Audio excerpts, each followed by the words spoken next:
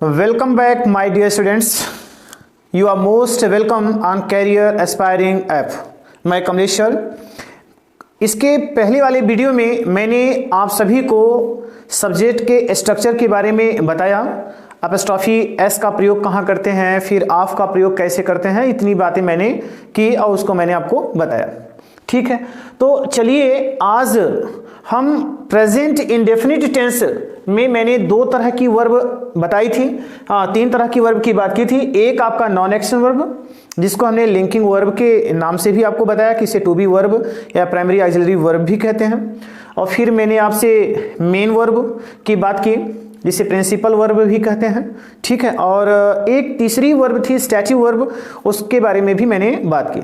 तो चलिए आज हम नॉन एक्शन वर्ब को पढ़ते हैं और इसके एग्जाम्पल्स के माध्यम से इसे समझने का प्रयास करते हैं। तो एग्जाम्पल के माध्यम से समझने के लिए डियर, सबसे पहले हमें यह देखना होगा कि ये तीन वर्ब आपके सामने हैं, इज, आर और एम। तो सबसे पहले हमें यह पता कर लेना है कि ये इज किसके साथ लगाते हैं, फिर आर का प्रयोग किसके साथ करते हैं और एम का प्रयोग किसके साथ करते हैं। ठीक है, तो चलिए आइए समझते हैं। हमने यहां पर इज लिखा हुआ है, आप देख रहे हो सामने क्या लिखा हुआ है, सिंगुलर सब्जेक्ट्स। सिंगुलर सब्जेक्ट्स अर्थात एक वचन के जो सब्जेक्ट होंगे, एक वचन के जो सब्जेक्ट होंगे उनके साथ आपको क्या लगाना है, इज का प्रयोग करना है। अच्छा चलिए ठीक है, सिंगुलर सब्जेक्ट्स जो होते हैं वो कौन कौन हो सकते हैं। तो डियर सिंगुलर सब्जेक्ट्स नाउन भी हो सकता है और प्रोनाउन भी हो सकता है। तो आइए हम यहां पर देखते हैं। तो हम यहां पर देखते हैं तो हमें क्या मिलता है, दिस। और दिस की हिंदी क्या होती है भैया, यह होती है। अर्थात अगर आपको दिस मिलता है सब्जेक्ट के रूप में, प्रोनाउन के रूप में, तो ध्यान रखिएगा इसके साथ आपको क्या लगाना है, इज लगाना है। फिर दैट की हिंदी होती है वह, फिर इट है, ही है, सी है, किसी का भी नाम हो। ठीक है, किसी का भी नाम हो, उन सभी सब्जेक्ट्स के साथ हम क्या लगाते हैं, इज का प्रयोग करते हैं। ठीक है, आगे बढ़ते हैं। तो आगे हमें क्या मिलती है, वर्ब आर। आर जो ये यहां पर हम देख रहे हैं, ये किसके साथ प्रयोग होता है, प्लूरल सब्जेक्ट्स के साथ। प्लूरल सब्जेक्ट्स के साथ प्लूरल सब्जेक्ट्स कौन कौन से हैं, दीज की हिंदी क्या होती है, ये होता है। दोज की हिंदी क्या होती है, वे होता है। और दे की भी हिंदी क्या होता है, वे होता है। वी और यू, इन सभी के साथ हम क्या लगाते हैं, आर का प्रयोग करते हैं। और एक लास्ट वर्ब आपके सामने नजर आ रही है, वो आई के साथ प्रयोग होती है। आई क्या होता है, आपका फर्स्ट पर्सन का प्रोनाउन होता है। ठीक है, इतनी बातें तो क्लियर हो गई कि ये सभी किसके साथ प्रयोग किए जाता है। चलिए इतनी बात तो क्लियर हो गई। अच्छा, एक बात आपके मन में अभी भी कंफ्यूजन बना हुआ होगा। कंफ्यूजन ये बना होगा कि मैं इन तीनों को क्यों वर्ब कह रहा हूं, मैं इन तीनों को वर्ब क्यों कह रहा हूं। ठीक है, इन्हें हेल्पिंग वर्ब के रूप में भी पढ़ा जाता है। आप सोच रहे होंगे कि इन्हें हेल्पिंग वर्ब कहा जाता है, इन्हें वर्ब भी कहा जाता है, तो फिर हम डिफरेंस कैसे करेंगे, हम कैसे जान पाएंगे कि कब इन्हें हमें हेल्पिंग वर्ब कहना है और कब इन्हें हमें वर्ब कहना है। तो चलिए ये आपका ये कंफ्यूजन भी हम दूर किए देते हैं। तब तक आप इसको नोट कर चुके होंगे और चलिए आइए इस कंफ्यूजन को हम क्लियर करते हैं। ठीक है,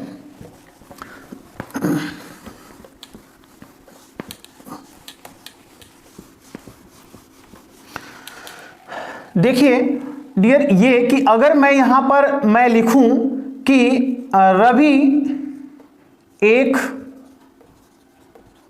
अच्छा लड़का है, रवि एक अच्छा लड़का है, मैंने एक सेंटेंस ये लिखा। और फिर मैं कहूं कि रवि क्रिकेट खेल रहा है, रवि क्रिकेट खेल रहा है, ये मैंने दो सेंटेंस हमने लिखा हुआ है। ठीक है, आइए हम क्या करते हैं, इनका अंग्रेजी में अनुवाद करते हैं। तो अनुवाद करेंगे तो यहां पर हो जाएगा रवि, है की मीनिंग क्या करोगे, इज। एक अच्छा लड़का का लिखेंगे ए गुड, और फिर हम यहां पर लिखेंगे बॉय। चलिए ये बात हो गई। इसको देखेंगे तो हम लिखेंगे रवि, फिर इज लगाया, खेलना की मीनिंग क्या किया, प्ले, और फिर आईएनजी, और फिर हमने यहां पर क्या लिखा, क्रिकेट लिख दिया। ये हमारा सेंटेंस कंप्लीट हो गया। अब प्रश्न ये उठता है कि भैया यहां पर भी इज है, यहां पर भी इज है, तो इन दोनों में कौन सा हेल्पिंग वर्ब है और कौन सा आपका क्या होगा, वर्ब होगी। ठीक है। तो बड़ा सिंपल सा तरीका है, बड़ा सिंपल सा पहचान है कि अगर आपको इज मिले, इज, एम, आर मिले और इनके तुरंत बाद अगर आपको वर्ब मिल जाए, अब वह वर्ब आईएनजी फॉर्म में हो सकती है, या तो आईएनजी फॉर्म में होगी, या फिर ये जो वर्ब होगी ये थर्ड फॉर्म में होगी, या तो आईएनजी फॉर्म में होगी या फिर थर्ड फॉर्म में होगी। यदि इनके बाद ये वर्ब मिल जाती हैं तो ध्यान रखिएगा, इन्हें हम कहते क्या हैं, हेल्पिंग वर्ब कहते हैं। क्या कहते हैं, इन्हें हम हेल्पिंग वर्ब कहते हैं। परंतु यदि इनके बाद एडजेक्टिव मिले, क्या मिले, एडजेक्टिव मिले, या फिर रीनेमिंग वर्ड मिले जिसे हम कॉम्प्लीमेंट कहते हैं, अर्थात यदि हमें यहां पर क्या मिले, एडजेक्टिव मिले या फिर मान लीजिए कि आपको कॉम्प्लीमेंट मिल जाए, अगर ये दोनों इनके बाद आते हैं तो ध्यान रखिएगा इन्हें हम क्या बोलेंगे, इन्हें हम बोलते हैं वर्ब कहते हैं। इन्हें क्या कहते हैं, वर्ब कहते हैं। तो अब मुझे आशा है कि आपका ये कंफ्यूजन दूर हो गया होगा। कैसे कि इसके बाद अगर वर्ब आईएनजी होगी, वर्ब थर्ड फॉर्म में होगी, तो ध्यान रखिएगा इन्हें हम बोलेंगे हेल्पिंग वर्ब, और जब इनके बाद एडजेक्टिव और कॉम्प्लीमेंट आ जाए तो इन्हें हम क्या बोलते हैं, वर्ब कहते हैं। ठीक है, आपका कंफ्यूजन दूर हो गया होगा। चलिए, अब तो आपके चेहरे पर एक क्यूट सी स्माइल आ गई होगी कि चलो मेरा कंफ्यूजन दूर हो गया। चलिए, मुझे भी खुशी हो गई कि आपका कंफ्यूजन दूर हो गया। अब हम आते हैं एग्जाम्पल पर। ठीक है, एग्जाम्पल पर चलते हैं और एग्जाम्पल कैसे करेंगे आइए उनको समझते हैं। ठीक है, क्या एग्जाम्पल होगा, कैसे होगा, किस तरह से होगा, इनको देखते हैं। ठीक है, चलिए कॉन्सेप्ट मैं यहां पर लिख रहा हूं डियर, समझिएगा जरा। सॉरी, कॉन्सेप्ट आपका होगा सब्जेक्ट प्लस, यहां पर लिखेंगे टू बी वर्ब प्लस आपका यहां पर हो जाएगा एडजेक्टिव। और कौन सा एडजेक्टिव होगा, LIKELY, लाइकली। और फिर आपका यहां पे इन्फिनेटिव वर्ब, फिर आपका अदर वर्ड हो जाएगा, इन्फिनेटिव वर्ब, और फिर आपका क्या हो जाएगा, जो है अदर वर्ड होगा। ठीक है, आइए जरा समझते हैं कैसा सेंटेंस आएगा, कैसा नहीं आएगा, उसको समझते हैं। हमने लिखा राम के खेलने की संभावना है, राम के खेलने की संभावना है। मैंने ये सेंटेंस लिखा। ठीक है, चलिए अब ध्यान रखिएगा, मैंने यहां पे लाइकली लिखा है और लाइकली आपका क्या होगा, एडजेक्टिव होगा। लाइकली आपका क्या होगा, एडजेक्टिव होगा। और इस लाइकली की हिंदी क्या होगी, संभावना। इस लाइकली की हिंदी क्या होगी, संभावना। ठीक है, तो चलिए जरा ये बताइए, ये आपका क्या होगा, सब्जेक्ट होगा, ये आपका क्या होगा, सब्जेक्ट होगा, और ये आपका क्या हुआ, एडजेक्टिव हुआ। ये आपका क्या हो गया, एडजेक्टिव हो गया। इतनी बातें क्लियर हो गई। चलिए, क्लियर हो गई। हम आगे बढ़ते हैं तो हमें यहां पर क्या मिलता है, नानेनी मिलता है। तो भैया जब वर्ब का अंतिम अक्षर नानेनी मिले तो ध्यान रखें इसे हम क्या बोलते हैं, इन्फिनेटिव वर्ब कहते हैं, इन्फिनेटिव वर्ब कहते हैं। और ध्यान रहे कि जब नानेनी वाली क्रिया आएगी तो इसको लिखने से पहले हमें क्या लगाना पड़ेगा, टू लगाना पड़ेगा। इस वर्ब को लिखने से पहले हमें क्या लगाना पड़ेगा, टू लगाना पड़ेगा। आप ऐसे कर लीजिएगा, प्लस लगाकर यहां पे टू। ठीक है, और यहां पर आप इस तरह से कर लीजिएगा, आपको क्लियर रहेगा। ठीक है, चलिए ये इतनी बातें तो हमें क्लियर हो गई कि ये हमारा सब्जेक्ट है, ये नानेनी दिया है इसलिए इन्फिनेटिव वर्ब है। इसको लिखने से पहले हमें क्या लगाना है, टू लगाना है। फिर आपका संभावना दिया है, तो यहां पर ये क्या हो जाएगा, एडजेक्टिव हो जाएगा। ये क्या हो जाएगा, एडजेक्टिव। ठीक है, तो चलिए हम इसका अनुवाद करते हैं। तो सबसे पहले देखिए क्या दिया है भैया, सब्जेक्ट दिया है। सब्जेक्ट यहां पे क्या दिया है, राम, तो हम यहां पर लिख लेंगे क्या हो जाएगा, राम। फिर यहां पर देखिए क्या दिया है हमने, to be verb. To be verb का मतलब होता है इज, एम और क्या होगा, आर। Is, M, are. तो आप बताइए कि यहां पर हम सब्जेक्ट क्या पा रहे हैं, राम, और राम क्या है, किसी का नाम है। और मैंने यही कहा कि यह वह नाम अगर आए तो ध्यान रखिएगा इसके साथ हमेशा है कि मीनिंग क्या लिखोगे, इज लिखोगे, अर्थात हमें इज वर्ब को ले आना है। तो हम यहां पर है की मीनिंग क्या कर देते हैं भैया, इज ले लेते हैं, तो ये हो जाएगा राम इज। चलिए अब आप इसके आगे आ जाइए, इसके आगे आओगे तो क्या मिलेगा, एडजेक्टिव। और एडजेक्टिव कौन सा भैया, संभावना। आप देखो एडजेक्टिव हमने क्या लिखा है, लाइकली, तो चलो हमने यहां पर क्या कर दिया, लाइकली कर दिया, राम इज लाइकली, इतनी बात हो गई। चलिए इसके आगे जाइए तो यहां पे की दिया है, और डियर याद रखें कि काकेकी के बाद अगर एडजेक्टिव आए तो हम इस काकेकी की मीनिंग नहीं लिखेंगे, छोड़ दिया। अब आगे बढ़ोगे तो क्या मिल रहा है, नानिनी, अगर नानिनी है तो यहां पे क्या लगा लोगे, टू, ठीक है। और खेलना की मीनिंग क्या कर दोगे, प्ले कर दोगे, तो ये हो जाएगा Ram is likely to play. क्या हो जाएगा, Ram is likely to play. समझ में आ गया होगा। चलिए समझ में आ गया होगा तो एक एग्जांपल और मैं लिखता हूं, यहां पर समझिएगा। जैसे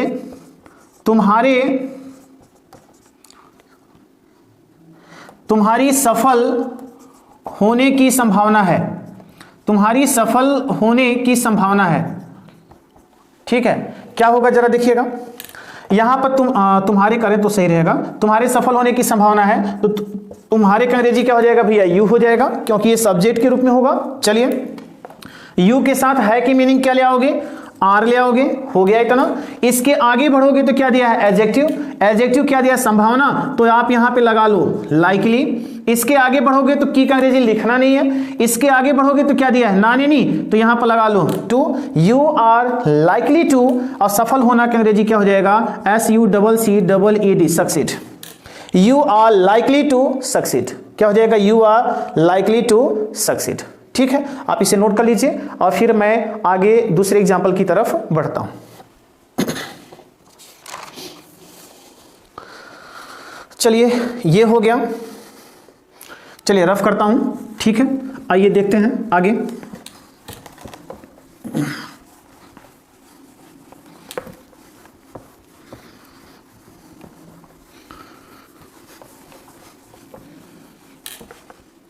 देखिए अब मान लीजिए कि मैं दूसरा एग्जांपल लिखता हूं इस तरह से, मेरे खेलने की अधिक संभावना है, मेरे खेलने की अधिक संभावना है। अब मान लीजिए कि मैं अधिक के स्थान पर यहां पर कर दूं ज्यादा, मेरे खेलने की ज्यादा संभावना है, मेरे खेलने की ज्यादा संभावना है, या फिर मैं कहूं यहां पर ज्यादा से ज्यादा, ज्यादा से ज्यादा। यदि ये शब्द आते हैं, यदि ये शब्द आते हैं तो डियर याद रखिएगा कि आप जानते हो कि ये आपका क्या है, एडजेक्टिव है, ये आपका क्या है, एडजेक्टिव है। और यहां पर क्या होगा जानते हैं, यहां पर इस एडजेक्टिव को हम किस में बदल देंगे, कंपैरेटिव डिग्री में। और कंपैरेटिव डिग्री में बदलने के लिए हमें क्या करना पड़ेगा, इन शब्दों की अंग्रेजी क्या लगाना पड़ेगा, मोर लगाना पड़ेगा। हमें इन शब्दों की मीनिंग क्या लगाना पड़ेगा, मोर लगाना पड़ेगा। बाकी इसका स्ट्रक्चर जैसा है वैसा ही बनेगा। और कैसा बनेगा आइए देखते हैं। यहां पर देखिए मेरे दिया है, तो आप कहोगे मेरे की मीनिंग माई होता है। भैया माई तब होगा जब इसके बाद में कोई संज्ञा आ जाए, जैसे मेरे भाई माई ब्रदर्स, मेरी पुस्तकें माई बुक्स, मेरे मित्र माई फ्रेंड्स। लेकिन यहां पर बताइए क्या इसके बाद में कोई नाउन है क्या, तो आप कहोगे कोई नाउन नहीं है। तो जब इसके बाद कोई नाउन नहीं है तो इसका मतलब ये आपका क्या हो जाएगा, सब्जेक्टिव केस में होगा। यह क्या होगा, सब्जेक्टिव केस में होगा। तो इसको हम बनाएंगे तो क्या करेंगे, लिखेंगे आई के साथ है की मीनिंग क्या लगाओगे डियर, यहां पर करोगे एम, तो ये बन जाएगा आई एम। चलिए इतनी बात हो गई। अब हम क्या करेंगे, इसके आगे आएंगे, इसके आगे आएंगे तो हमें क्या मिल रहा है, संभावना। लेकिन एक समस्या ये है कि इसके पहले हमें ये शब्द भी मिल रहा है। तो जब ये शब्द इसके पहले मिल रहा है तो ये शब्द इसे किस में बदल दे रहा है, सी डिग्री में। किस में बदल रहा है भैया, सी डिग्री, मतलब कंपैरेटिव डिग्री में बदल रहा है। तो यदि इसे ये कंपैरेटिव डिग्री में बदल रहा है तो हम यहां पर क्या कर देंगे, मोर। और फिर संभावना की मीनिंग क्या करोगे आप यहां पे, likely, I am more likely. और फिर नॉन एनी दिया है, टू करो, और खेलना की मीनिंग क्या कर दोगे, प्ले कर दोगे। I am more likely to play, I am more likely to play. बात समझ में आ गई। चलिए समझ में आ गई। एक एग्जांपल और बताता हूं, इसका जरा समझिएगा।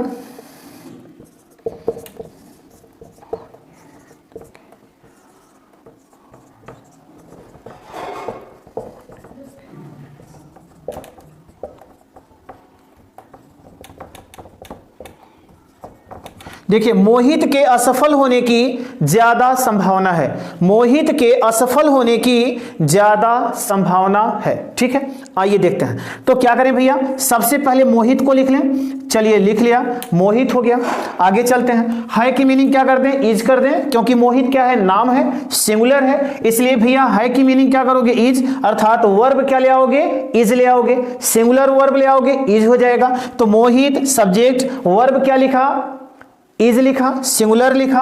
अब आप इसके आगे आओगे तो क्या मिल रहा है, संभावना, संभावना मिल रहा है, और इसके आगे बढ़ोगे तो क्या मिल रहा है, ज्यादा। ये ज्यादा शब्द इसे किस में बदल दे रहा है, कंपैरेटिव डिग्री में। और कंपैरेटिव डिग्री में हम क्या करते हैं, ज्यादा की मीनिंग मोर लगाएंगे।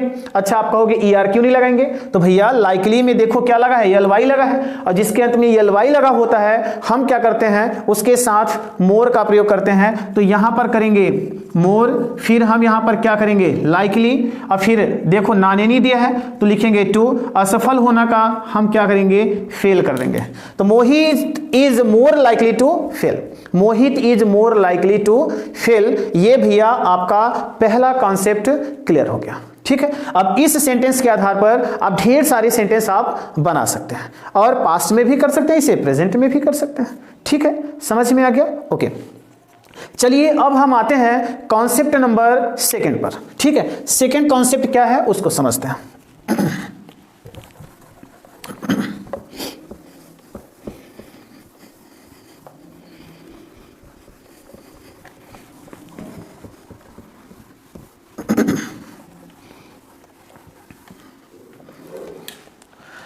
कॉन्सेप्ट नंबर सेकंड देखेंगे भैया, तो कॉन्सेप्ट नंबर सेकंड क्या कहता है, शोइंग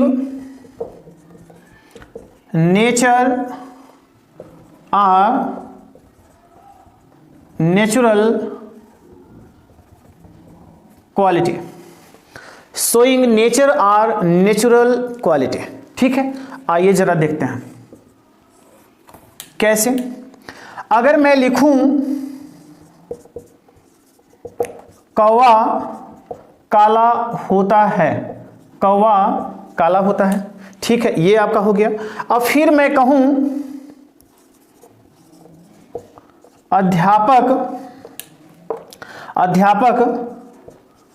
दयालु होते हैं, अध्यापक दयालु होते हैं। ठीक है, मैंने दो सेंटेंस लिखा है। अब मुझे ये बताइए कि नेचर, पहले यहां समझ लीजिए, आपको समझ में आ जाएगा। नेचर में से क्या होता है, स्वभाव, नेचर में से क्या है आपका स्वभाव। चलिए अगर मैं इसको क्लियर कर देता हूं तो शायद आपको पहचानने में बड़ा आसान हो जाएगा। तो नेचर में से क्या होता है, स्वभाव, और नेचुरल क्वालिटी का मतलब है कि जन्मजात गुण, जन्मजात गुण। अब मेरे ख्याल से आपको ये सेंटेंस पढ़ करके समझ में आ गया होगा कि इन दोनों में से कौन सी संज्ञा ऐसी है जिसके अंदर वह गुण जन्म से ही है, और कौन सी संज्ञा ऐसी है जो गुण दिया गया हुआ जन्म से नहीं बल्कि बाद में उसे स्वीकार किया गया है, उसे एडॉप्ट किया गया है। तो यहां पर अगर आप देखोगे तो क्या दिया है, कौवा काला होता है, कौवा काला होता है। अब आप सोचोगे कि यहां पे क्या दिया है, होता है, यहां पर क्या दिया है, होते हैं। तो ये जो होता है दिया है भैया, यहां पर समझिएगा, जो ऐसे वाक्यों में होता है, होती है और होते हैं, ये जो शब्द आएंगे इनकी मीनिंग आपको क्या लगाना है भैया, इज और आर लगाना है। इनकी मीनिंग आपको क्या लिखना है, इज और आर, क्योंकि ये क्या होती है, वर्ब हैपनिंग बताते हैं, ये वर्ब हैपनिंग बताते हैं, इसीलिए होना की मीनिंग आपको क्या लगाना है, इज और आर का प्रयोग करना है। चलिए इतनी बात तो समझ में आ गई। चलिए समझ में आ गई। तो यहां पर होता है दिया है, इससे आप कंफ्यूज नहीं होने वाले हो, नहीं होगे। क्यों नहीं होगे, क्योंकि मैंने बताया होता है, होती है, होते हैं, अगर ऐसे शब्द आएंगे तो इनकी मीनिंग आपको क्या लगाना है, इज और आर का प्रयोग करना है। चलिए अब हम यहां पर आएंगे तो हम देखेंगे कि ये दो वाक्य दिए हैं, इसमें से पहला जो वाक्य है, चलिए हम पहले उसको चेक करते हैं कि इसमें नेचुरल क्वालिटी है या यह नेचर बता रहा है, स्वभाव बता रहा है। तो आइए जरा दिया है, कौवा काला होता है, कौवा काला होता है।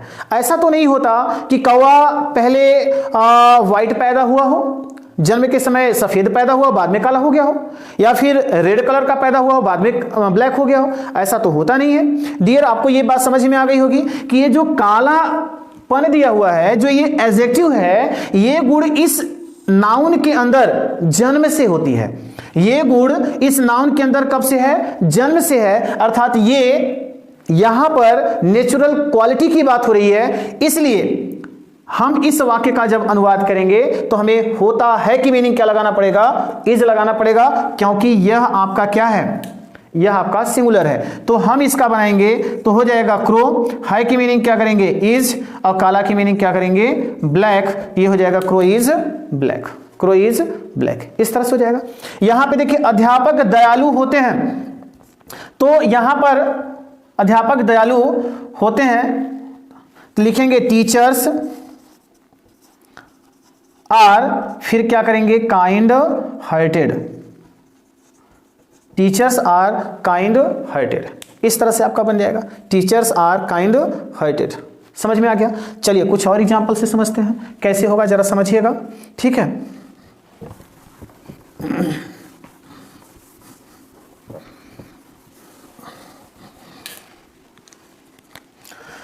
जैसे अगर मैं कहूं कि दूध सफेद होता है, दूध सफेद होता है, आइए जरा इसको समझते हैं। तो यहां पर आप बताइए मुझे कि ये जो व्हाइटनेस है, जो ये एडजेक्टिव है, क्या यह एडजेक्टिव इसके इस संज्ञा का जन्मजात गुण है? तो बिल्कुल भाई, दूध सफेद ही होता है, इस बात को आप जानते हैं। तो इसका मतलब यहां पर किसकी बात हो रही है? नेचुरल क्वालिटी की बात हो रही है। तो यहां पर क्या करोगे आप? मिल्क इज वाइट करोगे। क्या करोगे? Milk is white. अर्थात यहां पर जो बात हो रही है, यहां पर नेचुरल क्वालिटी की बात हो रही है। ठीक है, नेचुरल क्वालिटी की बात हो रही है। जैसे आगे, मनुष्य मरणशील होता है, मनुष्य मरणशील होता है। ठीक है, इसको बनाते हैं। तो मनुष्य की मीनिंग क्या करोगे? मैन। है की मीनिंग क्या करोगे? इज। और फिर हम क्या करेंगे? मॉर्टल। Man is मॉर्टल। और डियर याद रखिएगा, ये सेंटेंस स्पॉटिंग एरर्स में बहुत बार आया हुआ है, सिंटेक्स में बहुत बार आया हुआ है। करता क्या है कि यहां पर क्या कर देगा? ए मैन इज मॉर्टल, जो कि पूरी तरह से क्या है? गलत है। इसके पहले हम किसी भी आर्टिकल का प्रयोग नहीं कर सकते। ठीक है, इसलिए ध्यान रखिएगा, इसका केवल और केवल क्या हो जाएगा? Man is मॉर्टल। सिर्फ यही आपका सही होगा, ये आपका गलत हो जाएगा। ऐसी संज्ञाओं के साथ जिनमें नेचुरल क्वालिटी होता है, उनके पहले हम किसी भी आर्टिकल का प्रयोग नहीं करते हैं। अगर मैं कहूं the milk is white, the milk is white, तो ये भी आपका क्या हो जाएगा? गलत हो जाएगा। क्यों गलत हो जाएगा? क्योंकि जब हम आर्टिकल द लगा देंगे तो ये किसी स्पेसिफिक मिल्क की बात करने लगा, और जो कि पूरी तरह से गलत हो जाएगा। यहां पर हम द का प्रयोग नहीं कर सकते, ये पूरी तरह से क्या हो जाएगा? गलत होगा। सिर्फ और सिर्फ आपका इतना ही सही होगा। ठीक है, चलिए ये कॉन्सेप्ट आपका समझ में आ गया। ठीक है, चलिए नोट कर लीजिए। इसके बाद आगे चलते हैं।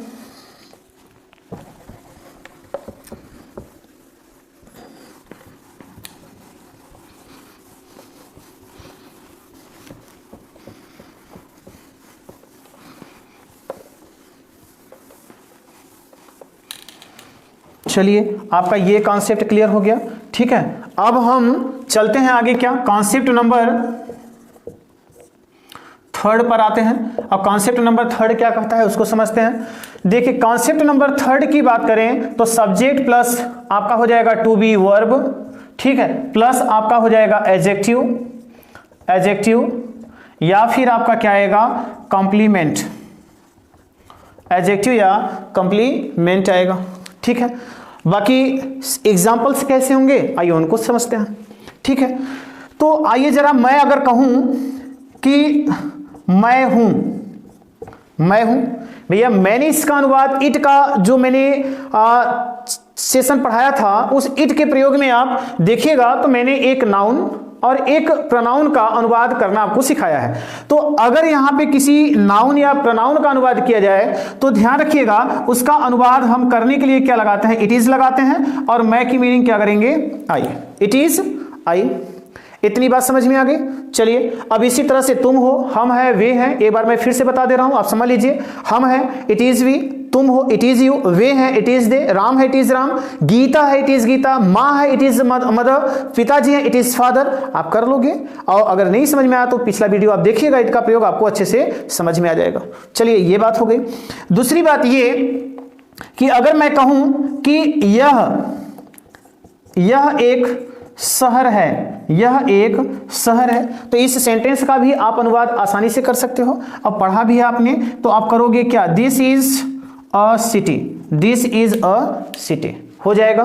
चलिए अगर मैं कहूं कि यह शहर मेरा है, यह शहर मेरा है, तब हम इसको कैसे करेंगे? तो आइए इसका करेंगे। तो यह शहर की मीनिंग क्या करेंगे, दिस सिटी। देखिए डियर, यहां पर ये जो यह दिया है ये आपका प्रोनाउन है, ये आपका क्या है, प्रोनाउन है। लेकिन यह जो ये वाला दिया है इसके बाद में क्या आ गई, नाउन आ गई। इसका मतलब ये जो यह दिया है यह आपका एडजेक्टिव बन गया, ये आपका क्या बन गया, एडजेक्टिव बन गया। ठीक है, तो अब इसका बनाएंगे तो दिस सिटी, और दिस हमेशा सिंगुलर होता है, इसलिए है की मीनिंग क्या लगाओगे, इज। तो दिस सिटी इज हो गया। अब बचा यहां पे मेरा, तो ये जो मेरा है ये आपका पॉजेसिव वर्ड है, पॉजेसिव वर्ड है। अब पॉजेसिव वर्ड है तो हम इसको कैसे करें? आप देखोगे तो इसके बाद में कोई नाउन है क्या, नहीं है। तो भैया जब इसके बाद कोई नाउन होती ना तो हम क्या लगा देते, माई का प्रयोग करते। लेकिन जब इसके बाद में कोई नाउन नहीं है तो हम अब यहां पे क्या लगाएंगे, माइन लगाएंगे। तो ये आपका हो जाएगा mine, this city is mine, ऐसा हो जाएगा। जैसे मैं आपको बता दूं पॉजेसिव वर्ड कैसे होते हैं, ठीक है, तो याद रखिएगा पॉजेसिव वर्ड्स की बात करें तो एक होता है आपका माइन होता है, इसका मतलब होता है मेरा, मेरी और मेरे। इसी तरह से आपका क्या होता है, आवर्स होता है, क्या होता है, आवर्स। अब इसका हो जाएगा क्या, हमारा, हमारी, और क्या होगा, हमारे। ठीक है, इसके बाद में फिर आपका हो जाएगा योर्स, यह हो जाएगा तुम्हारा। ठीक है, इसी तरह से आप बना सकते हैं। फिर आपका, आपकी, आपके, इस तरह से कर सकते हैं। फिर आपका यहां पर क्या हो जाएगा, दियर्स, इसका हो जाएगा उनका, उनकी, उनके, इस तरह से कर सकते हैं। ठीक है, और फिर यहां पर देखिएगा हिज, या फिर क्या हो जाएगा, हर्ष, इसका होता है आपका उसका, उसकी, और फिर आपका क्या हो जाएगा, उसके। ठीक है, तो इन शब्दों को हमें क्या करना है, यहां पर इस तरह से प्रयोग करना है। तो जब भी इनके बाद कोई नाउन न आए तो आपको क्या करना है, इन शब्दों की मीनिंग इस तरह से आपको वहां पे लास्ट में लिख देना है। इतनी बात हो गई। चलिए अब आगे चलते हैं।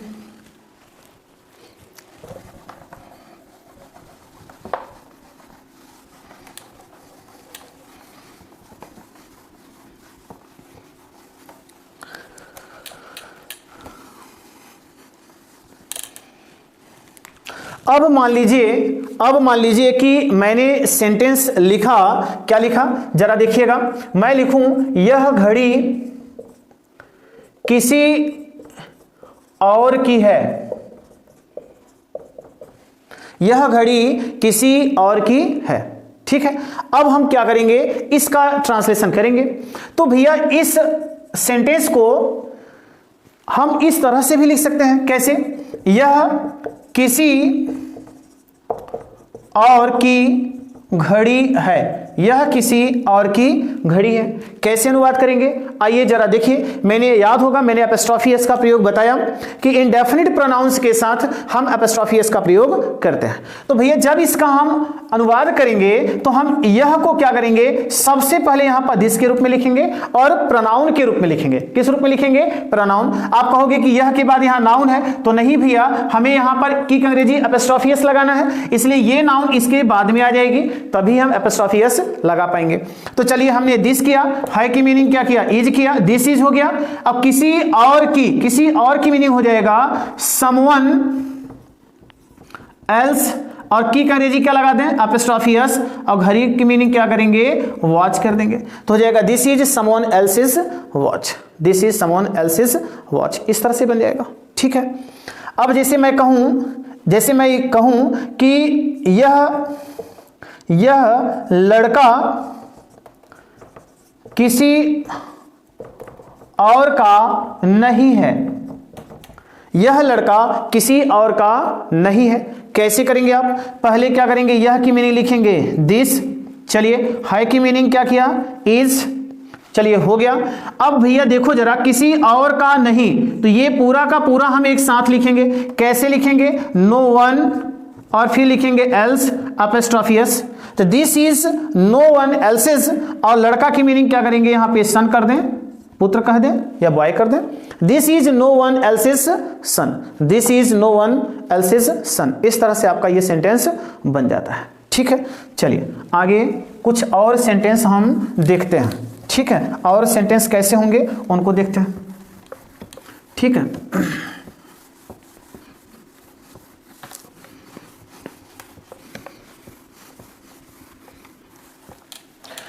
देखिए अगर मैं यह कहूं कि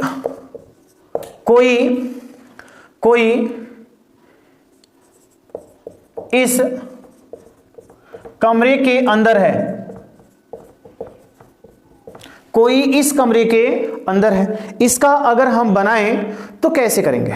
अगर हम इसका बनाएं तो कैसे करेंगे? तो भैया देखो यहां पे हम अगर यहां पर बात करें तो ये कोई दिया है, अननोन पर्सन की बात हो रही है, अननोन पर्सन की बात हो रही है। इसका मतलब ये हमारा इंडेफिनिट प्रोनाउन होगा। अगर ये इंडेफिनिट प्रोनाउन होगा तो हम इसकी मीनिंग क्या लिखेंगे? तो भैया देखो सेंटेंस पॉजिटिव है, पॉजिटिव है। अगर ये पॉजिटिव है तो इसकी अंग्रेजी हम क्या लिखेंगे? समवन करेंगे, या फिर क्या कर सकते हैं? समबडी कर सकते हैं। क्या लिखेंगे? समवन या फिर समबडी करेंगे। तो समवन या समबडी, और ये सिंगुलर होते हैं इसलिए है की मीनिंग क्या करोगे? इज कर दोगे। तो समवन इज, देखिए इस कमरे के अंदर, तो हम क्या करेंगे? इनसाइड, और इस कमरे का क्या करेंगे? This room. ठीक है, someone is inside this room, इस तरह से बन जाएगा। Someone is inside this room, आपका इस तरह से ये बन जाएगा। ठीक है, चलिए समवन समबडी का प्रयोग आप कर सकते हो इस तरह से, ये हो जाएगा। आइए कुछ और एग्जाम्पल की तरफ चलते हैं। ठीक है, और डियर याद रखिएगा कि मैंने प्रॉमिस किया है आपसे कि मैं इस तरह से पढ़ाऊंगा कि आपको कभी भी प्रॉब्लम नहीं होगी, कभी भी प्रॉब्लम नहीं होगी। ठीक है, आइए अगर मैं यहां पर कहूं, अगर मैं कहूं कि यह शहर शिक्षा का केंद्र है, यह शहर शिक्षा का केंद्र है। ठीक है, तो कैसे हम बनाएंगे? आइए जरा देखते हैं। यहां पर देखिए यह और शहर दोनों साथ में दिया है, तो चलिए हम बनाते हैं। यह शहर को साथ में करेंगे तो ये हो जाएगा क्या? दिस सिटी, दिस सिटी हो गया। चलिए कर लिया। है की मीनिंग क्या ले आओगे भैया? इज ले आओगे। हमने इज कर लिया, क्यों? क्योंकि दिस सिंगुलर होता है, एक वचन होता है, इसलिए हमने दिस सिटी इज किया। अब बचा का शिक्षा का केंद्र, तो भैया देखो शिक्षा और यहां पर क्या मिला? केंद्र। मैंने आपको बताया था अपॉस्ट्रोफी एस और ऑफ लगाने के लिए। तो बताएं पहली संज्ञा चेक करिए, सजीव है या निर्जीव? तो शिक्षा, इसका मतलब ऑब्जेक्ट नाउन है, तो ये आपका क्या हो जाएगा? निर्जीव संज्ञा है। अगर निर्जीव संज्ञा है तो क्या हम यहाँ पे अपॉस्ट्रोफी एस लगा सकते हैं क्या? नहीं लगा सकते, तो हमें ऑफ लगाना है, और ऑफ लगाने के लिए हमें द लगाना पड़ेगा, और फिर हमें लिखना पड़ेगा द सेंटर का की मीनिंग क्या करोगे? ऑफ, शिक्षा का एजुकेशन कर दोगे, ये आपका बन जाएगा this city is the centre of education. इस तरह से आप इसे बना सकते हो। ठीक है, चलिए आगे चलते हैं। यह वही शहर है, यह वही शहर है। इसका कैसे करेंगे? इसका कैसे करेंगे? तो बड़ा आसान सा है, आपने इसे पढ़ा होगा, मैं एक बार बता दे रहा हूं। दिस इज करिए, और अगर मान लीजिए यहां पर वही दिया है तो आपको क्या लगाना पड़ेगा? क्या लगाना पड़ेगा? द लगा दें, लगा दें। क्या आप इसे द ही कहोगे कि कुछ और कहोगे? तो डियर याद रखिएगा, जब यहां पर वह दिया हो, यह वह शहर है या यह वही शहर है, और ये दोनों क्या करें? इस पर प्रभाव बनाएं, इस संज्ञा पर प्रभाव बनाएं, तो ऐसी अवस्था में इसका हम प्रोनाउंसिएशन क्या करते हैं? दी पढ़ते हैं। क्या पढ़ते हैं? दी। तो हो जाएगा this is the, this is the, और फिर क्या कर दोगे? City, this is the city. इस तरह से आपका बनेगा। जैसे मैं कहूं वही छात्र है, वही छात्र है, तो क्या करेंगे आप? या फिर मैं कहूं वही छात्र है, चलिए इसी को देखते हैं। तो आप क्या करोगे? पहले दिस इज ले आओगे, वही की मीनिंग क्या करोगे भैया? दी, और फिर क्या लगा दोगे? स्टूडेंट। तो ये बन जाएगा this is the student. Note कर लीजिए आप। चलिए इतना समझ में आ गया? चलिए समझ में आ गया, आगे चलते हैं।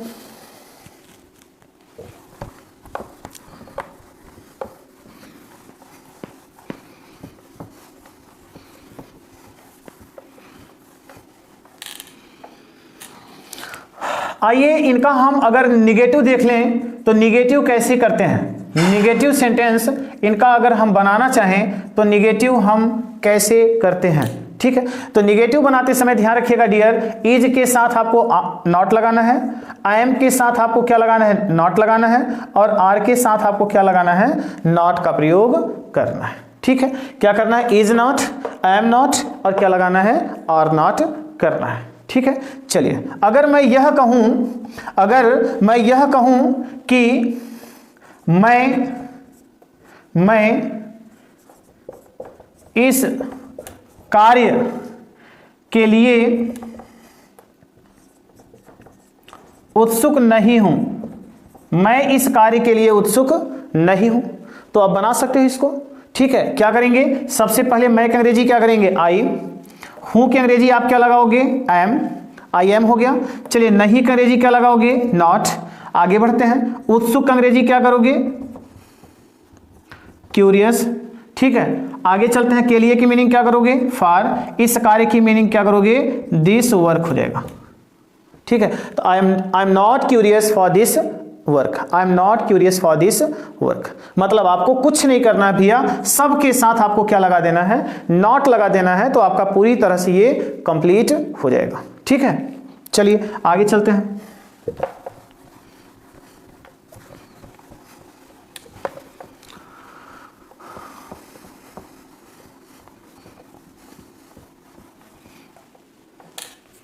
देखिए, नीली आंखों वाली